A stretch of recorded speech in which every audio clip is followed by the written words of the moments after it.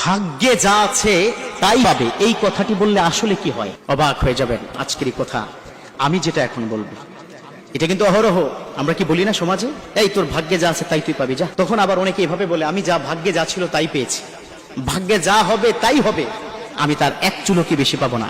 এই কথাটা দুটো অর্থ, খুব মনোযোগ দিয়ে শুনবেন।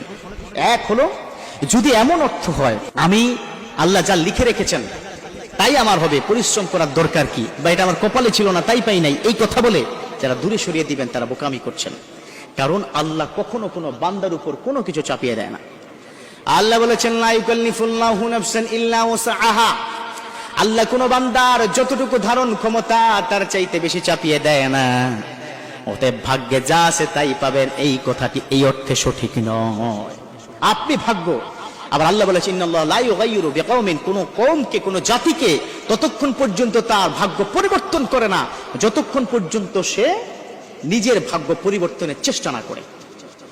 একটা ছাত্র পড়াশোনা না করলে ভালো রেজাল্ট করবে না, ভালো রেজাল্ট না করলে ভালো চাকরি পাবে না, তাহলে পড়াশোনা না করলে তার ভালো চাকরি হবে না, ভালো জায়গায় যোগ্য জায়গায় পৌঁছাতে পারবে না।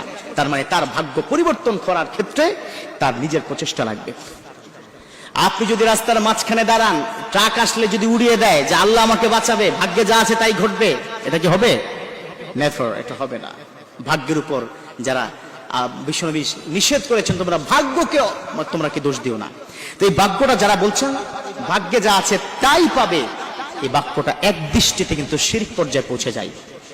ভাগ্য পরিবর্তন করবেন আল্লাহ, ঠিক আছে, আপনি নিজের ভাগ্য নিজে পরিবর্তন করার চেষ্টা করবেন।